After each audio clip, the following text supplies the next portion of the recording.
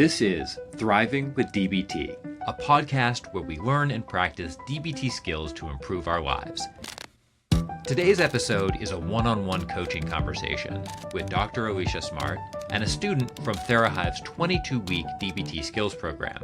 These sessions create space to slow things down and deepen our understanding of a specific skill with an experienced DBT coach. And they'll also help you integrate the skills into your own life and recognize what real progress actually looks like and feels like in practice. Let's get into today's episode. Hi, I'm Dr. Alicia Smart, co-founder of TheraHive. And if you're joining us, we are in week 1 of emotion regulation with Edward. And I'd like to take a moment to allow Edward to maybe introduce yourself. You could maybe share a random fact about yourself if you want, and then we'll jump into what you're learning. Absolutely. Thank you so much. I appreciate the opportunity to be on with you. My name's Edward. Random fact, I'm a big sneakerhead. Growing up, I love sneakers. I see it as my own form of collecting art that I could actually afford because I can't afford a Van Gogh, but I can afford a pair of Jordans. So it's kind of been my passion for a number of years. Cool. Well, thank you for sharing that. And I'm definitely looking forward to getting to know you and having our listeners get to know you and also learn about how you're applying these DBT skills. So we always start coaching sessions and our TheraHive group with mindfulness. And so like our sessions, I want to start this podcast with some mindfulness to kind of get into the present moment before we jump into skills. So, well, I'm inviting you, Edward, and our listeners to, if you are in a space where you can get comfortable, and if it's safe to close your eyes, you can close your eyes or just rest your eyes. And we'll just start by noticing our breathing. Bringing awareness to our inhale and exhale. Noticing the breath as it enters in through your nose and noticing the breath as it leaves your body. So you're just following the breath from its beginning to its end. No need to change your breathing. Just bringing all your awareness to it.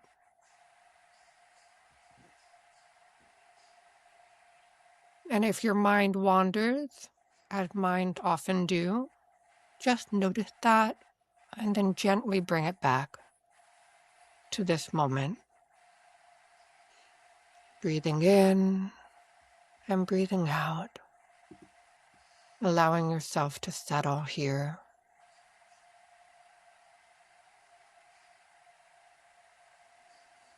Arriving here, letting go of anything that was happening before, or any worries or thoughts about what will happen next.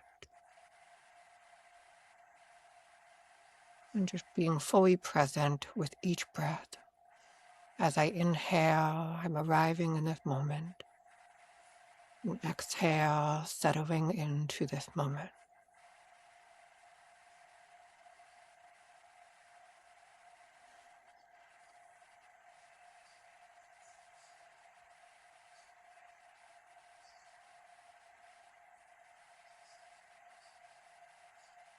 And we'll take a few more breaths like that.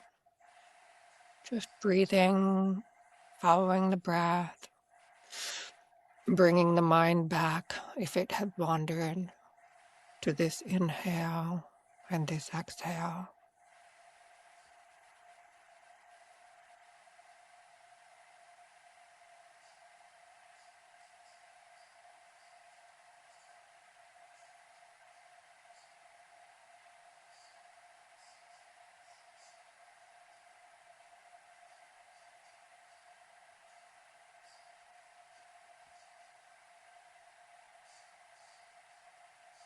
And on the next inhale, I invite you to take a deep breath in, really filling your lungs with air. And a slow exhale out. And when you're ready, opening your eyes back up if they're closed and rejoining. All right. So, welcome, Edward. Looking forward to getting into some week one of emotion regulation. And so, one of the things I wanted to kind of start with is checking in on the SMART goals. So, SMART goals are something that we think about at the beginning of each module, really, but they're a great way to start kind of framing what are my hopes? What am I working on? What do I want to change? And so getting clear about our SMART goals. So, I would love for you to share maybe one SMART goal, and then we can kind of dive into it. I'm happy to share my first one, Awesome. which is I really want to increase my emotional resilience so that I can make decisions from clarity rather than urgency, especially when the stakes feel high. And for me, this is an important goal for me because it's a big reason I started DBT with their hive is really just I tend to find myself a lot in my emotional brain or my emotional mind a lot. And so, especially when things are high stakes or I feel a lot of anxiety, I find myself just working a lot from the emotional side. And that doesn't always make for great decisions. It also doesn't always make for great just results. And wanting to find a way, especially with this beginning of this module, to really find that emotional resilience. So my decisions are made from clarity. I'm not just reacting, but I'm actually being able to pause, get myself into a wise mind, and really be able to be thoughtful in how I react, especially in very emotional or high stakes situations. That's great. And I think this is such a relevant goal for so many people who find themselves wanting to do DBT. It's like, how do I deal with when there's pressure and a sense of urgency, and that it's what, as you said, high stakes situation, to not be an emotion mind, but to come from a place of wise mind or reasonable mind.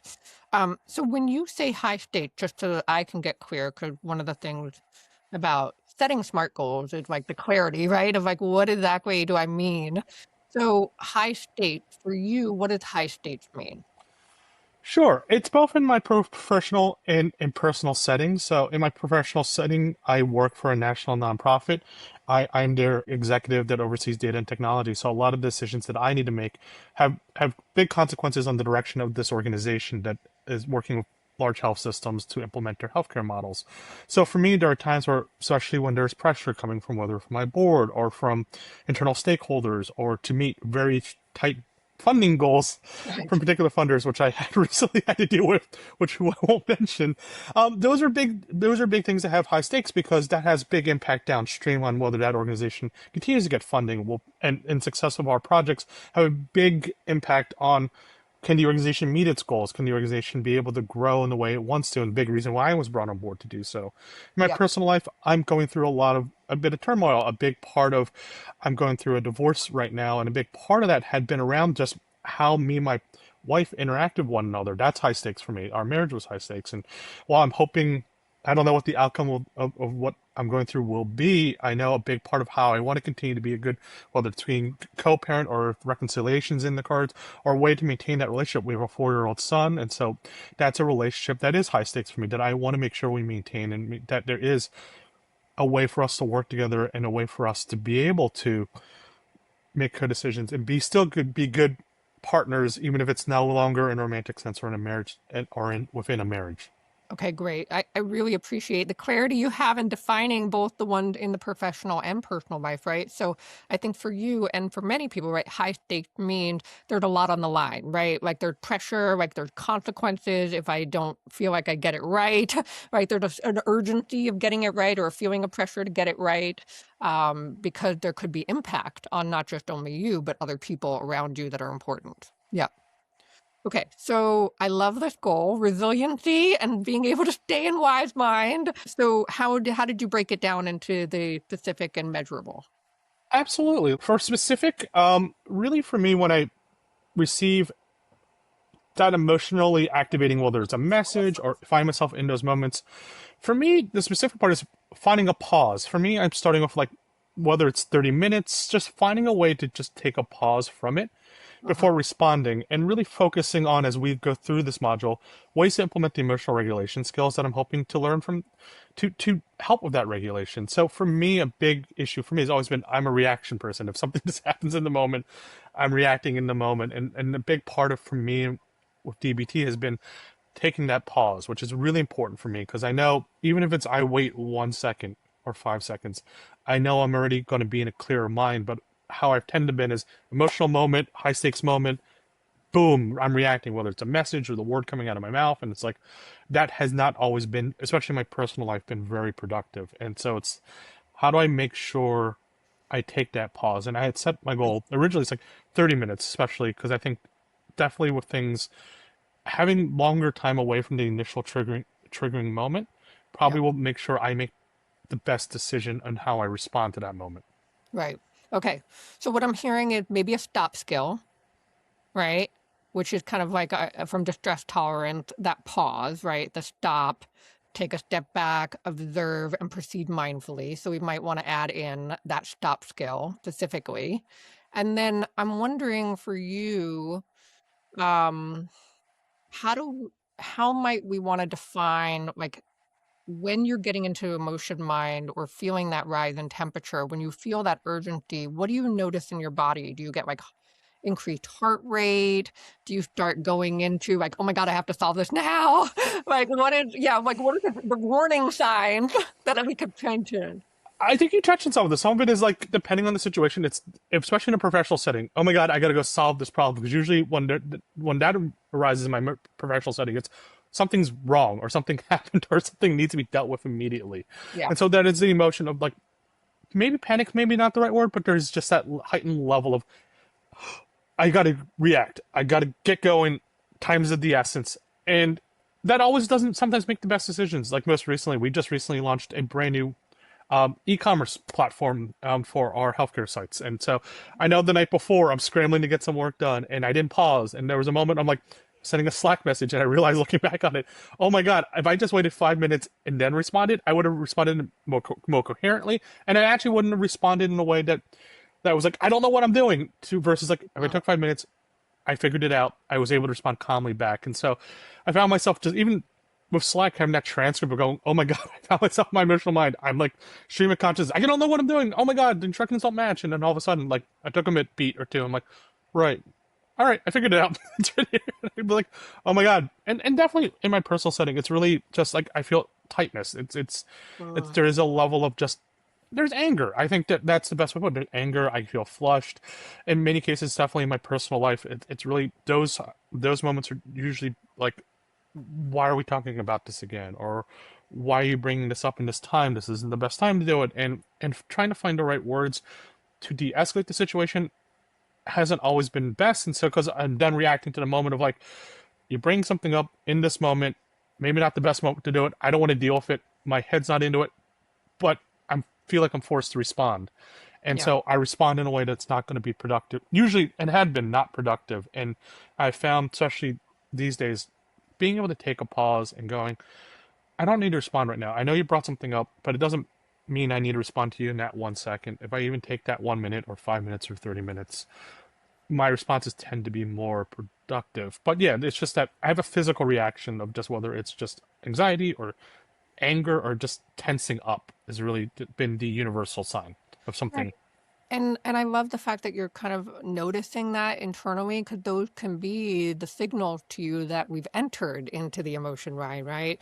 Like if we're trying to get clarity on like, well, how do I know that I'm now entering this zone, right? It's like you're tuning into those cues, which is going to give you information to them like, oh, this is where I need to use the stop skill. This is where I need to pause. Okay, so now that we kind of have our specific, we're going to be paying attention to those cues internally as well as the external cues of like, a message being sent or something that could trigger that. How are we going to measure this? What are you thinking for your M in the SMART?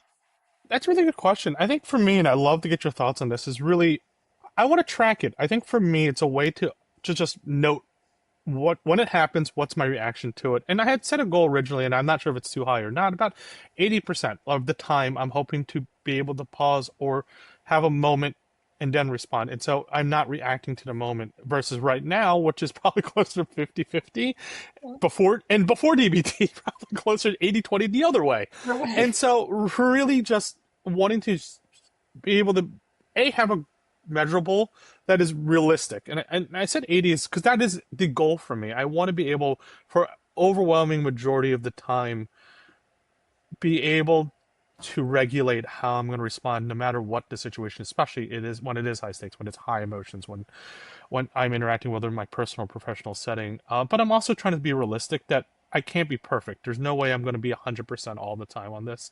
And so, but I wanted to just be within reason. So I'd love some thoughts on, is that reasonable? Where should I be when it comes to measuring something like this? Yeah, so I think this is a great question because I think many people get kind of stuck on like, well, how do I know that I'm improving or how am I going to measure this? I think tracking in some way can be useful. Like if you wanted to keep like some kind of diary card or journal where you're just keeping track of the day and checking in with yourself, like, how did I do today? At the end, or reflecting like, okay, how, in terms of today, how did I do in terms of taking pauses and not responding right away and giving myself that break to actually get regulated before engaging, and giving yourself maybe a little score, like I did a 9 out of 10 job today, right? And then kind of looking at that. But I do think like 70 to 80% sound reasonable, because, it's not perfection. You're kind of acknowledging you're human, and we are not perfect and we're not necessarily aiming for perfect, and we're wanting to do better than like 50-50, right? We're wanting to get that this becomes more of our norm to take that pause as opposed to responding. Do you feel like this is obtainable? Yes, I do believe it is attainable. I think it's the core basis of why I'm taking DBT is the hope to have this shift Yeah. in my personality to get to a place where I am reacting in much more of a wise mindset. So it's partial hope, but also like, yes, I do want this to be attainable. Good, good. And it's definitely relevant, obviously, to your goal. Yes. How much time were you going to give yourself for this? I think within about 3 months, and I think that's trying to set something realistic where it's like, I don't think it's going to be done in a week, obviously, and I've been doing DBT and especially with TheraHive pretty intensely since November, since the beginning of November, and I've already seen some great progress from November till today, and that's been about 3 to 4 months, and that's usually in the Linneman scale, like kind of like where you see that little bit of that shift, and I think that's where I think realistically as we go through this module, which is about a month or so, like and still continue to work on it. My hope is to start seeing similar improvements and shifts of like, hey, incremental improvements, and I think any longer than 3 months, I feel like I'm not. Maybe I've lost focus, and I don't want to lose focus. I want to set myself a timeline where like I am going to want to need to work on it, Yeah. versus also try not to just sabotage myself and go 2 weeks, and then realistically being no one's behavior within reason changes or reactions change in such a short period of time. Absolutely. Behavior change is hard and it takes practice, right? Like we Yeah. need to, you know, in order to change a habit, like, that does take like, between 30 and 60 days to build new habits. So giving yourself those 90 days, I think is a very realistic, um, yeah, prediction. I think we can definitely get there for sure. One thing I am thinking about that, in besides the stop skill is that I don't know if you remember from the distress tolerance section, is the idea of sometimes skill stacking. This idea that, like, besides doing, obviously the stop, but like, what are you going to do in that moment of pause? And I'm imagining it could be different in different situations. Like, maybe in one situation, the pause itself could be enough. And if your heart rate's really pounding and you're really like flustered, would you want to add in a distress tolerance skill during that pause? Yeah, and there are multiple ways I'm experimenting to see how do I calm myself down, whether it's something as simple as take a walk, listen to music, even temperature. There are times I found myself literally going to the bathroom, taking a washcloth, soaking it in cold water, and just putting it on my face. Like ways that I can just simply, and for me, what works a lot for me is physical things. Like I need to be able to burn off that energy. What I found myself is like when I am anxious, when I am tense, it's pacing. I have a friend of mine who's like, "Why do you pace so much these days?" And like, it's a way for me to burn this off because it's just and it's just that way. It's I want to. I'm hoping that skill stacking wise, it's really just finding ways where I can engage in activities that not necessarily distract me, but a way for me to just, in a healthy way, regulate myself in a lot better, and open to new ways I can do it, and open to new skills I can learn around it. But what I found so far when it comes to like that skill stacking piece has really been not only the pause, but this, I can't just pause and just be in the void of it. It just won't work. I've tried just pausing, and I find myself, my mind and just kind of tends to just circle and fester on it, and that doesn't become productive. And I find myself just spinning in the moment, and that's not great either. And really just trying to just remember myself to really distract myself in that moment, and knowing and reminding myself also that for the most part, there's nothing here that needs to respond to in the moment, and really being able to live in the moment as well. And that's something I'm not always comfortable with, is really being able to live with the feelings and live with uncertainty. I'm a person who wants to know everything, who wants certainty, who wants answers immediately. Mm. I don't know what this says about me, but it is. And I know like that's not a good thing to be, especially in moments when you're like, you can't respond in that moment. You do need to take a pause. It's just, and it's just stacking not only just like how do I regulate, but also how do I just process the emotion, ride the wave, and really just be like, yes, this is really bothering me. Yes, this really angers me. Yes, this really saddens me. But there's nothing I can do about this in this moment, and really just being able to just come ride that wave of emotion to a place where it becomes much more productive for me. Yeah, well, I'm appreciating you've actually named a couple different skills: distract from distress tolerant, right?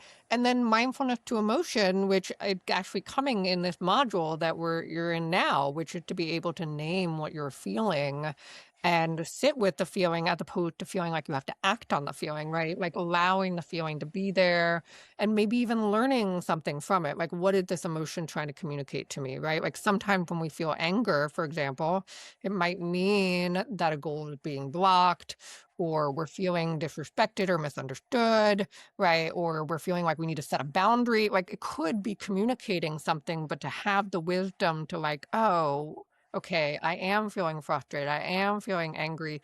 Now, what do I need to do? Do I need to do anything with this emotion? Right? Like, is this emotion effective? And if it, maybe it's effective and fit the fact, but acting on it won't be effective. So then like we have that pause to consider, right? Yeah. Okay, so I think that one thing I would do with the SMART goal, I think it's a great SMART goal, is to just be a little bit more behaviorally specific about which skills you're going to use when you take that pause. So it might be different for different scenarios, which is what I'm hearing, right? So like in a work scenario, maybe it's pause, the stop skill, followed up by a walk or some pacing, right? Or it could be even a tip like put some cold water on your face or something. And then, dealing with like the divorce or other personal things, it might be a different kind of distress tolerance skill, but really getting specific about like, okay, this is the skill I'm going to reach for.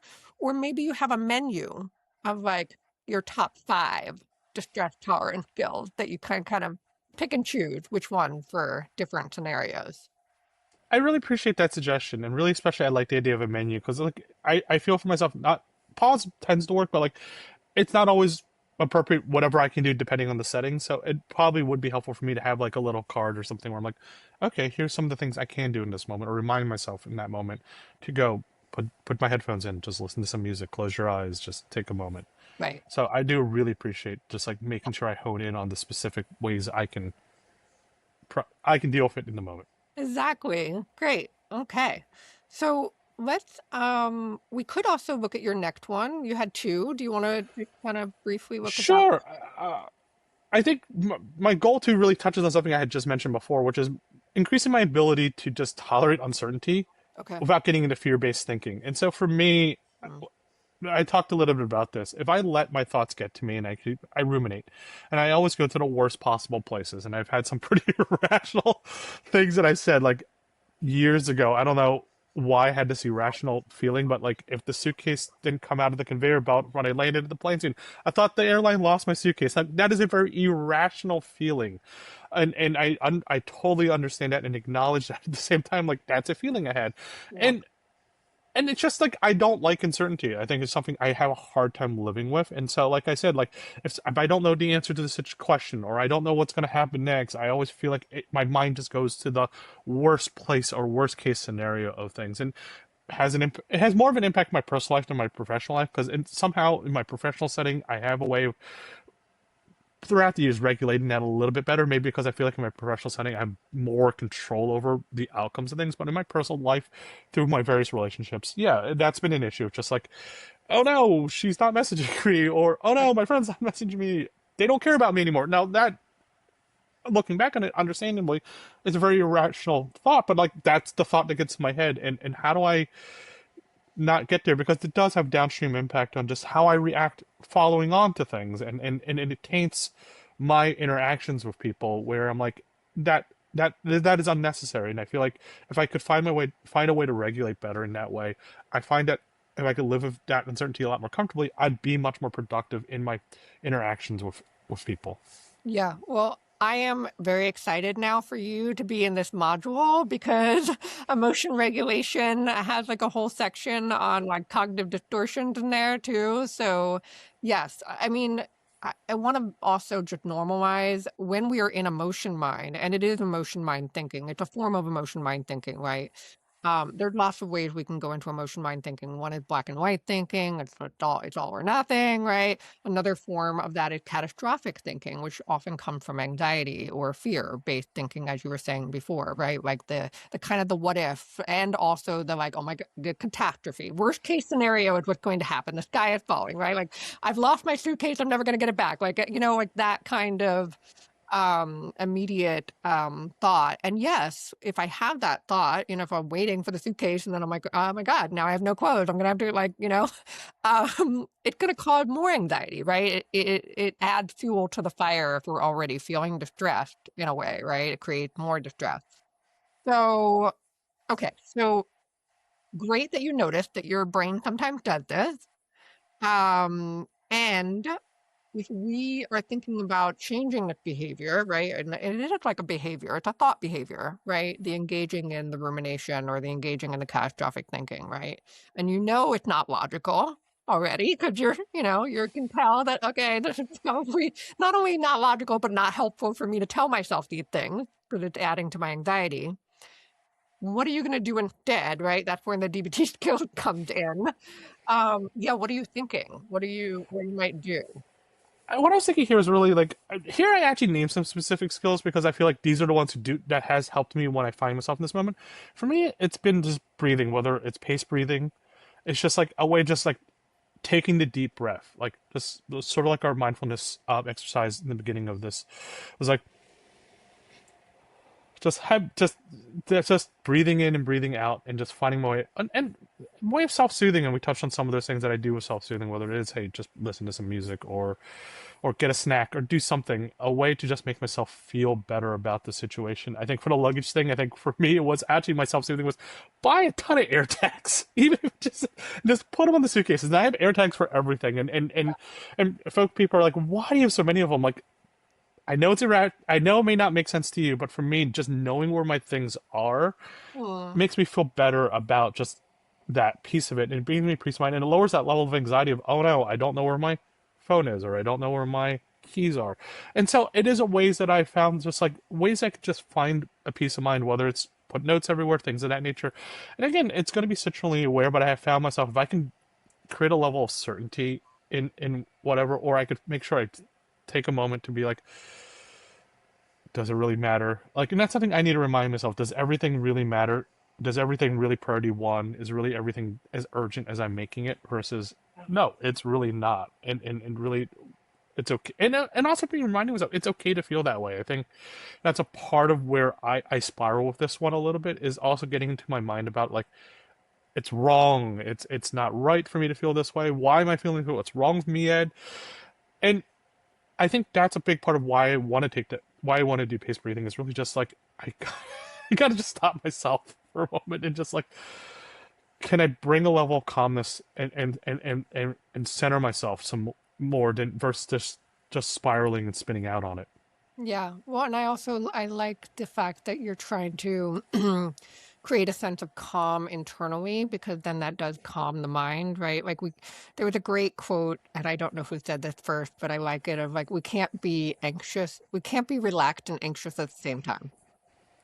So if you can get your body to relax, your anxiety will go down, right? So I think that just by doing that, the paced breathing and relaxing the body, we can access more of our wise mind and reasonable mind and get out of that emotion mind state. And then you can ask the question like, yeah, like, first of all, like, is it a catastrophe? Like, worst case scenario, this thing did happen. Would I survive that on some level, right? Like, probably, like, it would be a bummer. And yes, so like, I could survive.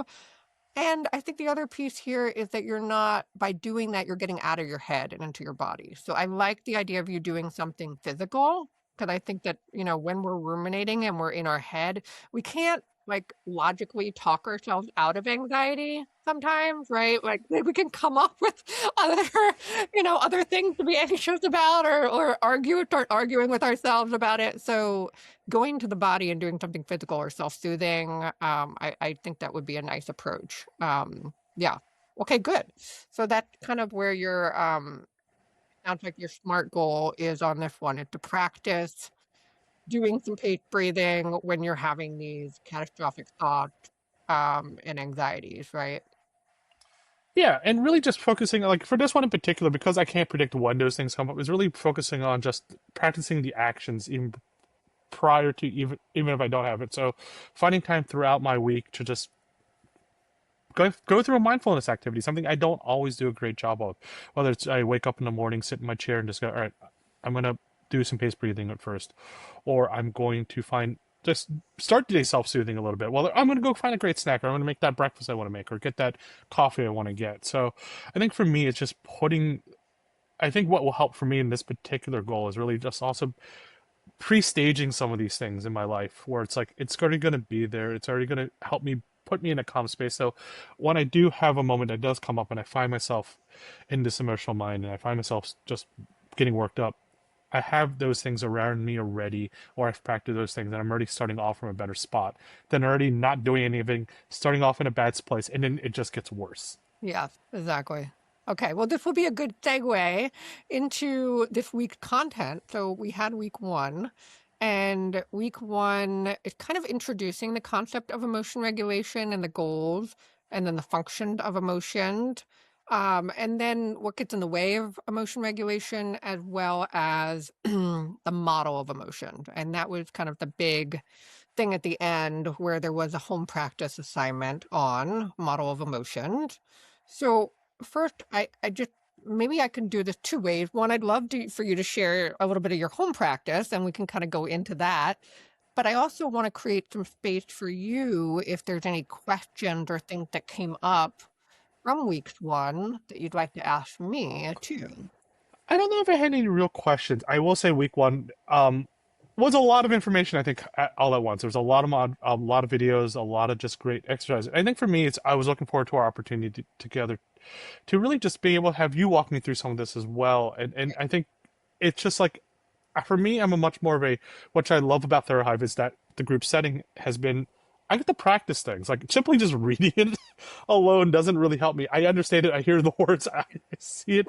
I see you on those wonderful videos, and I'm like, great, I heard this. But I'm like, then I don't know what to do with it sometimes. And I think that's where I've had issues in the past with when I've trying to learn skills. It's been a very one-way piece. So I think what I'm hoping for, especially during our one-on-one time, is really being able to have this individualized opportunity to really be able to practice with you and be able to have you guide me through a little bit of, am I not necessarily doing it right or wrong. I don't think there's a right or wrong here, but making sure do I have a true understanding of what the skill is, and am I implementing it in the way that is most productive for me in what I'm trying to deal with? Yeah. Nice. Yeah, and I think this one does have a lot of like there's a lot of concepts in this particular week, and I think in weeks following there'll be more skills specifically. So I think the main thing here is this concept of if we can name it, we can tame it. And I think that's a good takeaway from week one, is this concept of learning to observe and describe emotions, and then understanding how the emotion model works. Like, how do we, first of all, how do prompting events tend to trigger emotions in the sense that we have something happen, could be internal, like the thought, my luggage isn't coming, or It could be external, like I just got a Slack message, right? And I don't know how to respond, right? But it's really also related to how are we interpreting those things, right? So if I have the thought, my luggage isn't coming, but then I immediately follow that up with, that's your anxiety. Like, I'm going to be mindful of that thought and just let it be a thought bubble and like not engage with it. I might feel one way. I'd be like, okay, this is a sign to do my paced breathing, right? Or if I have that thought and then I'm like feeding the thought, like, oh my God, my luggage isn't coming. What if I don't get it? I see other people get it. What if somebody stole my luggage? What if somebody else had it? And then I'm like, now I'm getting more and more anxious, right? And it's kind of keeping the emotion going.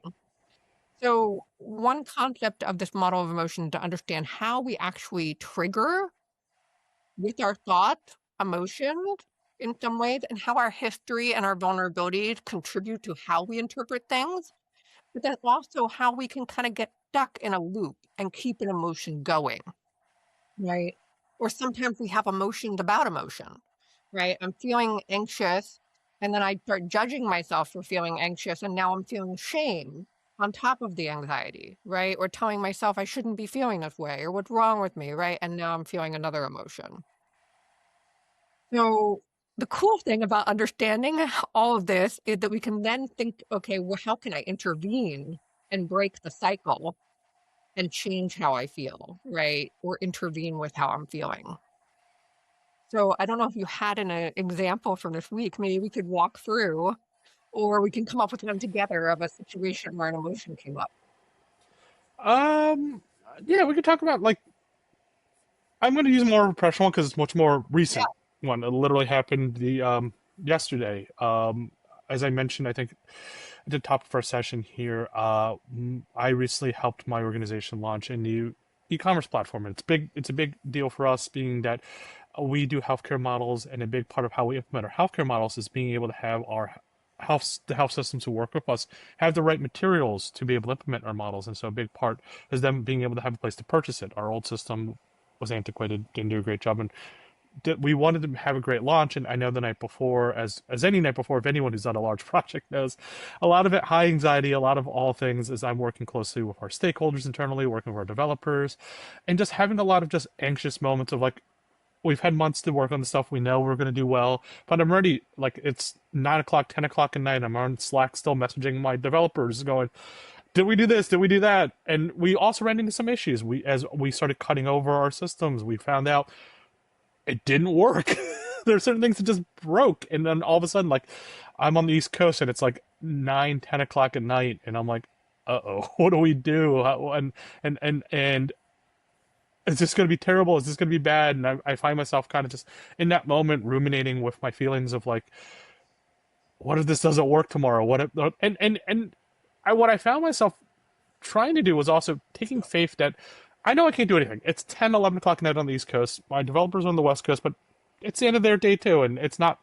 They're not there to work at us at 11 o'clock at night. Their time. All I did was I found myself. I took a pause. I wrote an email, and I'm like, well, let's see what happens. And for me, I think, just so you know, like this morning, like 3, 4 in the morning, or 5 in the morning, they wrote back what we fixed it, and I'm like, great. But there was a moment of yay, it was great. But no, definitely was this emotion of like, I found this spiraling, and I think I mentioned it earlier when I was like slacking a developer about like I couldn't get something done. Like, why is this not working? I can't follow the instructions. Like, I just found myself in that moment just reacting to things and just like losing the thread a little bit on like, I tried to apply my skills that I've learned so far before this module, and found myself in these moments because of just what felt like not an overwhelming amount of it, just like I just need to resolve this in this moment. I felt this enormous time crunch, and because it was like so late in the day, and knowing that we were doing this early in the morning, it just had moments where I just simply fell apart a little bit, and wanting to find ways that how can I get better at, and feeling like looking forward to our session today, like how can Yeah. I get better at this, where I'm like, even in these moments where I know, yes, there's a lot on the line here, but and I need to get this solved, but what is in my control and what isn't in my control, and how can I regulate these emotions better, Yeah. where I don't find myself just spiraling out a little bit, or just find myself reacting not too emotionally, but just too much. Right. Okay. So there are two pieces here. One, I want to take all of what you said and put it into our model. And Yeah. I also want to address this idea of like, this is not necessarily in week one, but I'm just going to put it out there for you and for all the listeners. I think one thing I really like in DBT is this idea of 4 option for solving a problem. And it's a nice simplistic way of kind of thinking about not only what skills might be useful, but to kind of consider what's in my control and what's not in my control. So the 4 options for solving a problem is 1, solve it. Now, not all problems are solvable, and not all problems can be solved right away. Like it might be a timing issue. Like I can solve this problem maybe, but I can't solve it at 11 o'clock at night, right? So then we have 3 other options. We can tolerate the problem. So use distress tolerance skills. Or we can change how we feel about the problem. So that might be emotion regulation. Or we can stay miserable and ruminate and get really anxious and freak out, right? Don't recommend that option, but it is an option. So in this scenario, kind of going back to where you were, was it a solvable problem? Could you have actually done anything at that time?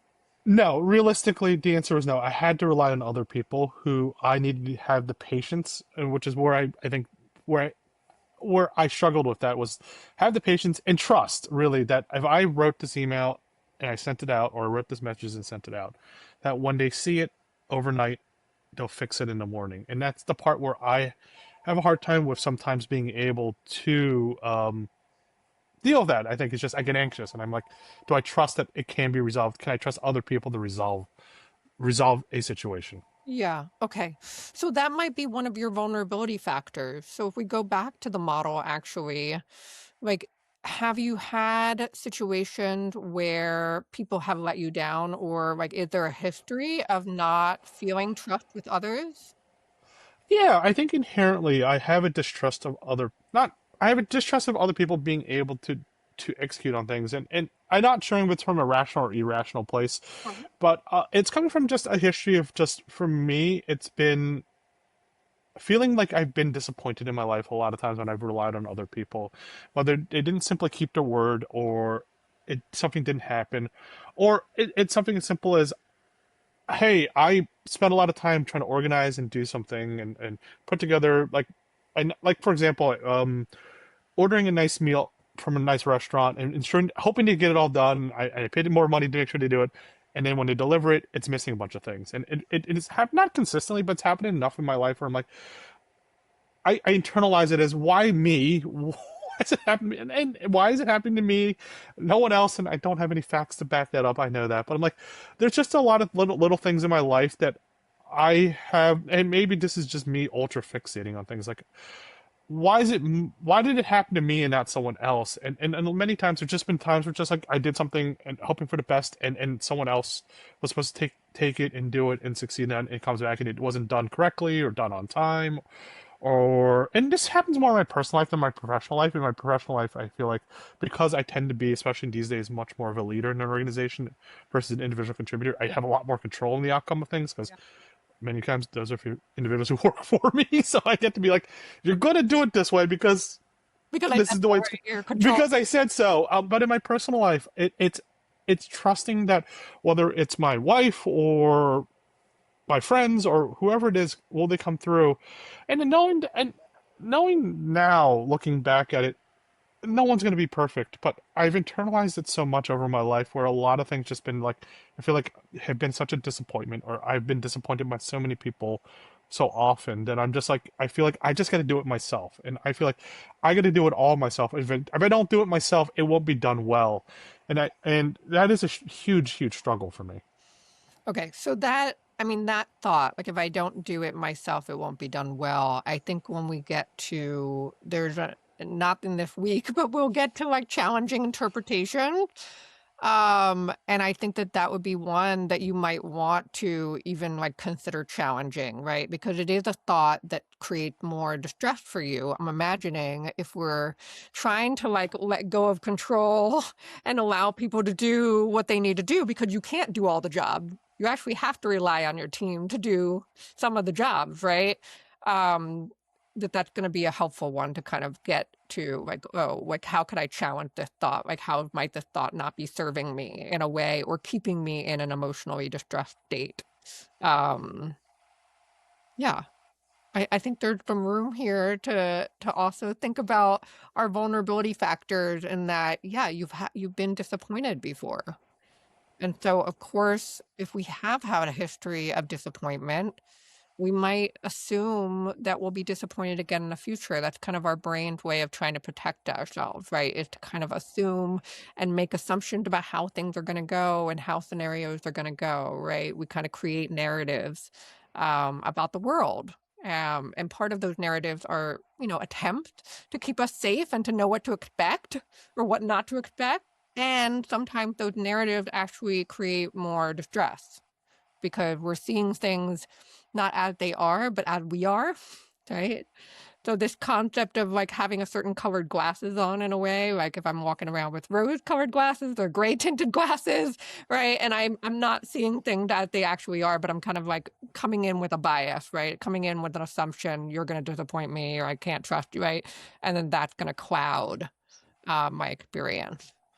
Okay, so going back to this scenario in particular, the prompting event was you got this launch and it sounds like things are not going the way they're supposed to be going, right? And the interpretation is, what was your thought? What was the thought that you had?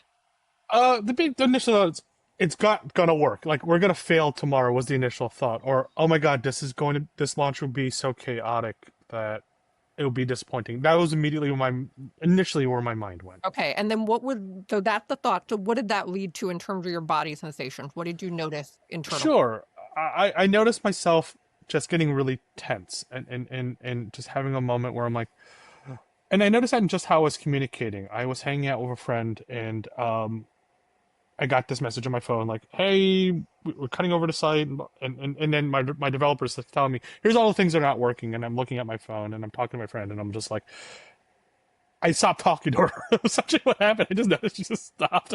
We're having an actual conversation. I just stopped listening, and I'm like, "What am I doing?" Like I look back on it, I just found myself being a little bit more short. Found myself a little bit more just like I found myself just like tensing up and getting anxious and getting very much like why not why I guess why now, why is this happening now, of course this is happening, just a lot of just like this, like I had this personality change where we were having a very pleasant conversation and all of a sudden I'm withdrawn from that conversation completely.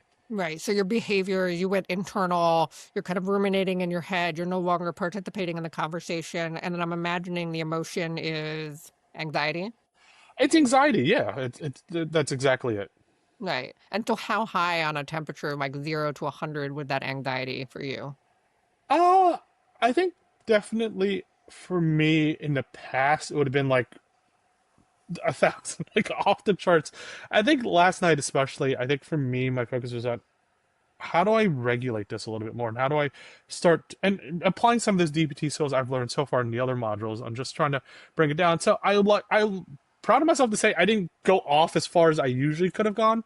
Yeah. Um, in the scale of 1 to 10, it probably was like closer to a 5 or a 6 versus what like I said, it could have been like in the past. It would have been like 1,000. I would have been like my voice would have risen. I would have yelled Uh-huh. at someone. Like it would have been a very unproductive for me. I found myself even when my friend was trying to still engage me in the conversation. We're talking about music, and I was like trying to still engage, but trying to be pleasant. Like, hey, I need a moment to just focus on this and let me focus on getting this. Versus in the past where I would have been like I would have snapped at someone and be like, shut Mm. up, just shut up. Well, I hope you're giving yourself credit for that, like just even acknowledging that progress, right? That you're like, I am giving myself credit for that. I'm giving myself credit for the I didn't go with the shut up part of it, and not been just a very unpleasant person to be around. That tended to be what happens in the past. Even this could be big or small things. if my anxiety gets to a point, if it just triggers that point, it was binary. It was one or a zero, on or off with me a lot of times. And I found myself this time around, it was more of a scale. Like, I'm like, yes, I'm anxious. Am I allowed to be anxious? Absolutely. Am I supposed to be anxious? Absolutely. But can I then find a way to productively channel that emotion? And I found myself going, yet I still have some irrational thinking. I still had reactions. I didn't always pause, but I found myself in certain moments like, I can't outwardly be just rude to someone in the moment. I can't just outwardly just be mean because I'm feeling this way. And that tended to be how I would be in the past. Just like, if I'm miserable, everyone's miserable. We're all we're all riding this boat together. Yeah, well, and I'm wondering if for you then the secondary emotion, at least in the past, might have been annoyance or frustration or anger in response to the anxiety, right? Like sometimes we have an emotion, like we feel internally distressed, but then we're snapping at other people and it coming out as anger or frustration. Did that resonate with you? Is that typically what was happening before? Yeah, in the past, yeah, it became kind of the dog chasing its tail thing. Like, it just like the initial trigger, whatever it was, triggered me. It's binary. Like, I'm off. I'm already off to the races. I'm already emotional, and I'm snapping at someone, whether it's my wife or whoever. And then she's of course just snapping back at me, like, "Why did you react that way? Why are you being mean?" And then I'm like, "I'm not being like," Yeah. just and it creates then the secondary piece of like, I'm trying to deal with the situation that's in front of me that I do need to focus on, but I'm now trying to fight a battle on two fronts now. I've also now triggered my partner, and she's mad at me, and I'm mad at her because she's mad at me. And why did she understand that I'm like, it became just something that just was very non-productive all the way around. And it tainted that relationship. It tainted that relationship quite a bit. If that's my reaction to, oh my God, I'm triggered about something, whether it's big or small, and that's where I am at. And then I'm reacting that way to someone who I love. Yeah, it just wasn't ended up being very unproductive. And in the past, I'd be like, why is she not supporting me? And looking back on it, I'm like, well, it's hard to support someone. You're like, what's going on? And your first reaction is just to yell at them. Right. Yeah, no, that behavior is going to push them away, or they're going to Yeah, get reactive, right? Or snap yeah, back, and there's going to be either fighting or some yeah. kind of escalation of dysregulation for both of you. Yeah, Yep. absolutely. Okay, so I think I've kind of covered, let me just kind of recap the model of emotion for you. It sounded like we kind of identified a prompting event, we identified the thought.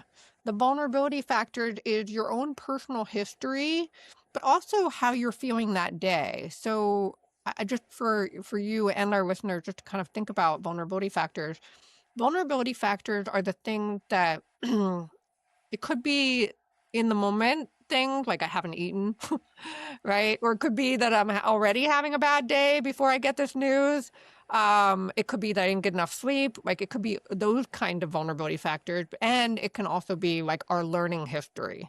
So if I've learned something through the past, like, I'm often disappointed or I think people don't follow through on things, right? That comes into my interpretation of what's happening in the moment, right? So when you want to think about like, okay, what are my vulnerability factors? Those are the things you want to consider that could be influencing the interpretation you're having, or the thoughts you're having. So for you last night when you were dealing with it, besides the learning history, were there other things contributing to your vulnerability? I think just it was a long day. Like, I had a lot of meetings that day. Exhaustion was a factor of it, and that tends to be just a general thing for me. I don't sleep well in the sense like good or bad. I'm a bad sleeper, so I Okay, could definitely I want to always get back to that because sleep is so important for regulation. It is. It is. I like. I. My youth, I would sleep very little. Like I guess every kid in college. Yeah. What's sleep? What's my bed? Let's just drink Red Bull and over caffeinate. And that tended to be my history. And as I got older, I'm 40. I'm like, oh man, I'm 42 now. It's not as productive, and I still find myself still being I don't sleep a lot. And even when I do sleep, I find myself like waking up a lot because I'm like, there's a lot of thoughts going on in my head. There's a lot of things in my head. And so like there are obviously moments I can sleep and get some sleep, but that's few and far between versus and yesterday was just a prime example of like not that I didn't get good sleep on Sunday into Monday, but like could have probably slept longer, could have probably gone to bed a little earlier, but also throughout the day, I had back-to-back meetings where I'm meeting with a lot of different people to talk about this launch of this new site. And I'm also trying to process a lot of different things and also do other things. And so there's just a lot of emotions. And the day was pleasant. Like I had met up with a friend, like I was like, hey, we're going to do dinner tonight because I do want to celebrate, just like accomplishment at work or just take my mind off of it because I Sure. tend to find myself in the past. If I'm gearing up for a big event, especially professionally, like say I'm so just in myself, hunkered down, trying to do it. I'm like, I'm gonna break that trend. I'm gonna go out. She had asked me like, hey, we're gonna go do dinner somewhere, and I'm like, yeah, let's do it. Let's break out of that. Let's find a way to just to take me away from what I'm working on and refocus and in a way self-soothe in the situation and de-intensify a very sense. So there were a lot of things I try to build into that to my day to be like, I'm gonna find moments where I'm going to have time to enjoy myself and not make this all about my work or what I'm focused on in this moment. But yeah, it's still I think the underlying tangent it's exhaustion tends to be the main reason why I find myself in any of these states. It's just like if I had the energy to ref- restrain myself, maybe not be the best word. I don't know a better way to phrase it right now, but if I had the energy to deal with it, I guess, like I'm sure many of the folks listening to us can understand that I would be in a better place. And so I think that's also been the undercurrent to everything is energy, the energy and the capacity to deal with it. hmm Yeah, because when we're exhausted, we're already, at depletion. We're already in a depleted mode. So like being able to tolerate and be resilient from a place of depletion is much harder. I mean, for all of us, right? So I think that's good to be aware of. And I definitely will want to go back to your sleep stuff because it is a skill. Like it's a skill that's coming up in emotion regulation around like taking care of our body, to take care of our mind, and sleep hygiene is one of those things. So we will be talking about that in a later in a later session for sure, because I would love to help you with your sleep. It sounds like it's been kind of an ongoing struggle. It's been a 30-year battle. I think the last time I got really good sleep was probably Yeah. 12, 13. Yeah, I would love to discuss that and get more insight into that. And yeah, I acknowledge it at the same like what short of like taking a sleeping pill. Right, right. What am I doing here? Yeah. Yeah. Okay, good. Well, we will come back to that one for sure. So I think in terms of this model, we've kind of identified all the parts at this point. I think the prompting event, the interpretation, the vulnerability factor, what was happening biologically for you, and then the behavior that was happening both internally, maybe the only thing we didn't mention was there an urge, a behavioral urge you were having, whether you acted on it or not, like with the anxiety, with the catastrophic thinking of like, this is not going to work.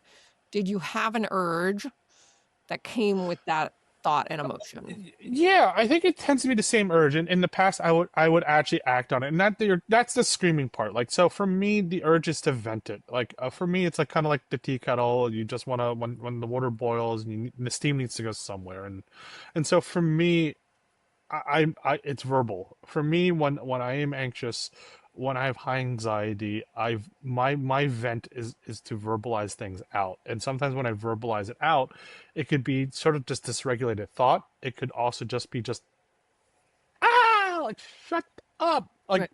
like like I said, like snapping at someone. Exploding a little bit. Yeah, right. And it's like that. Blowing my top is my way to regulate myself, knowing full well that is not a way to actually regulate yourself. I'm very, very aware of that, but that just tended to be the way I had found for the quickest way for my before, especially before hmm learning skills with DBT and taking a real focus on much more productive way. Is that way? It's just like my immediate urge was to just scream, and I felt that internally. Like there were moments where, as I was trying to regulate myself, I'm like, and not I didn't want to be rude to my friend, and I know she's gonna hear this podcast and go, I can't believe you wanted to do this, but I'm like, it's gonna be like I wanted to scream at her because I'm like, shut up! I don't Yeah. want to talk about music right now. I just want to focus on this.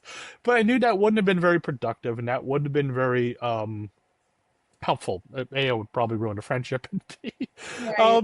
what's the point? Like, what would have been the point of react? But I knew I had that urge, and that's always going to be a constant urge that's underlying everything that I think I'm going to practice and I'm going to learn, whether it's through what I've learned so far with Therahive, what we're going to learn in the weeks to come and Right.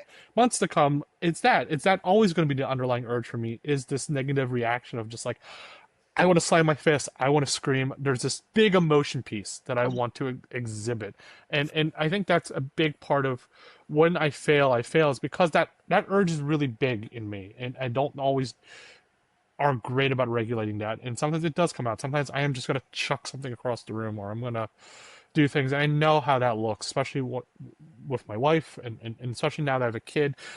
You can't do those things. Like that is just something that is not behavior that should be exhibited, and yet I don't know what to do with myself, and I think that's Right. a struggle. Right. Well, and I appreciate you being so, open about that because I think that that is right. Like when we feel these big emotions and then we act on them, we can often feel, it's not in alignment with our values. Like we don't feel good. Like we can feel guilt or shame afterwards, right?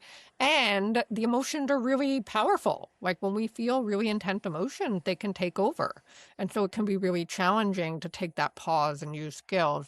And what I'm seeing right now, it sounds like you're kind of actually you are working hard to kind of keep it in, but it sounds like because it's almost like a pendulum swinging one way or the other, it's either all coming out or it's not coming out at all. So you went internal, right? You withdrew and you got quiet and you got like in your head.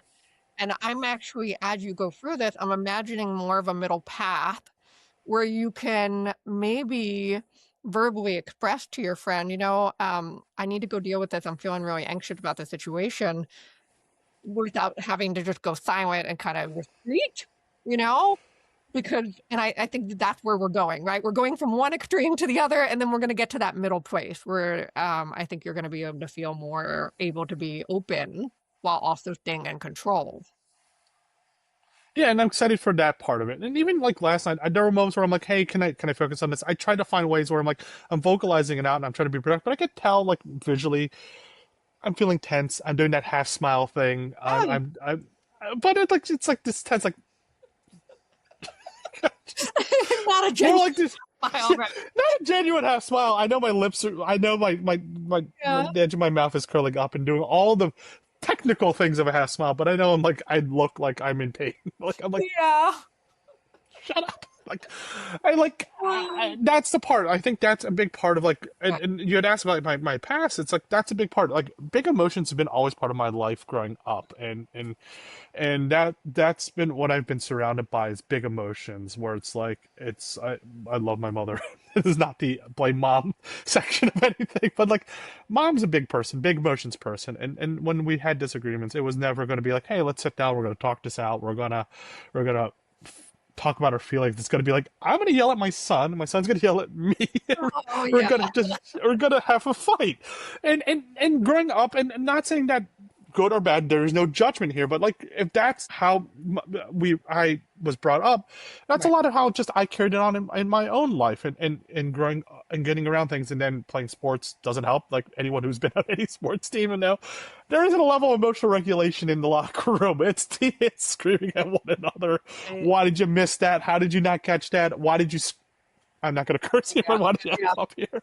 But like all those things, and I work in before working in the nonprofit sector, I worked in big tech for a while, and another great area of notoriously bad emotional regulation. I share this all for context of like just having a successive amount of just like whether it's the environment, just how we learn to deal with our emotions growing up in the home, to Mm. being around and being in activities where big emotions were a big part of success or failure. Sports are known for those big emotional moments, and then working in an industry for a long time where emotional regulation is not what it's known for as Right. well. And so, how do I break the cycle after all these years and channel it in a much more productive way now that I am a parent to a Mhm. child and wanting to exhibit best behavior and create examples? And so, I, as a father to him, don't continue the cycle that I might have grown up with and been around. Well, and that's a beautiful goal too, right? To kind of be a different example and model for your child. I'm going to wrap up today. by asking, like, what is one thing that you're going to work on? Like, is there a commitment that you want to work on? And we've had lovely SMART goals, and maybe that it's related to the SMART goal, but something you're wanting to work on this week before we meet again, that you're going to, like, your takeaway. I think for me, like I mentioned, I'm going to circle back on my SMART goals pieces. Really focusing on those two main goals. Like I think the underlying theme or thread of those had been like, how do I get myself out of my emotional mind and into more of a wise mindset? And I think just taking some of your advice from earlier, it's just like find activities, whether it's making that cheat sheet or practicing those activities. Like I mentioned, when I get into that anxiety place of just like practicing the self-breathing, practicing the self-soothing, sorry, and the paced breathing, just working on the actual skills themselves. Like I've been very good at naming the skills. I even throughout my time with Dare Hive so far has been I'm great at just naming the skills. I do admit my failure sometimes is also practicing that, and that has been a commitment week to week of just like I do need to find the time to actually practice and implement it. Saying them and knowing and best intentions is great, but without practice, what I've learned, even in like last night, it's great that some of those skills kicked in, some of those things happened, and some of those things I was able to do. But I did also notice I could have been better at it because I didn't always practice as well, of like how to regulate in certain ways or how to implement some of those skill stacking that I should have. That I don't think would have been 100%. I knew I was going to have to feel anxious anyways. That's just going to be the feeling I had to live with. And I think I handled my interaction with my friend as well as it could be. Could have been better.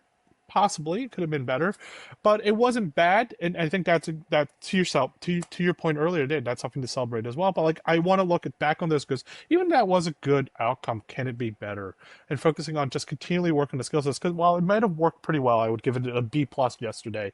There are going to be times maybe in the future that's going to be a C or C minus or a D experience. And how do I make sure and continue a big part of DBT practice and iterating on it. And so that's a big focus for me week to week. And that's going to be a common thing, I think, as we work through these, as we work together from week to week. You hear me a lot saying that because I think for me, that's a big part of what I want to get better at. It's not simply just learning the skill, but making sure I know I get so good at practicing it, it just becomes second nature. Yeah. And I will say, as someone who'd been teaching these skills for like 20 years, you are correct. Practice is one of the most important things in order to actually learn the skills, and not necessarily even waiting for the crisis or the intense moment to practice, like practicing them in the shallow end so that you can build the muscle memory, right? So like even more lower state situations, like trying out a skill, like using a paced breathing, using some self-soothe. I like the idea of you creating the menu, and just maybe having that on a card so you can kind of pull from that when you need it. But yeah, amazing. Thank you so much for joining me. Absolutely. Yeah, and tune in with us next week for week 2 of emotion regulation. Thanks for listening to Thriving with DBT. These conversations are here to help you see what practice looks like in real life, and to remind you that progress is built on small, imperfect steps over time. If you'd like to learn more about DBT skills programs and coaching, you can find us at therahive.com, and we'd love to hear any feedback you have about this show. Speaking of, if this show was helpful, subscribing and sharing it with someone you care about helps more people discover DBT and these life-changing skills. And if you're feeling particularly generous, a positive review makes the biggest impact for us. Thanks again, and stay tuned for our next episode.